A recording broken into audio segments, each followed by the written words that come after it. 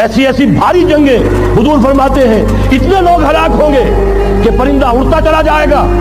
اترنے کی جگہ نہیں ملے گی، لاشیں ہی لاشیں ہوں، یہ شکل ہونے والی ہے۔ اور میں تو چونکہ ایک مضمون اور کتابچے کی شکل میں بھی شائع ہو چکا ہے،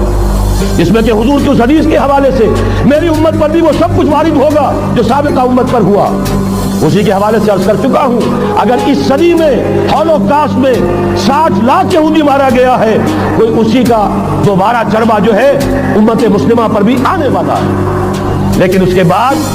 پھر ان کے لیے فوجیں جائیں گی مشرق سے،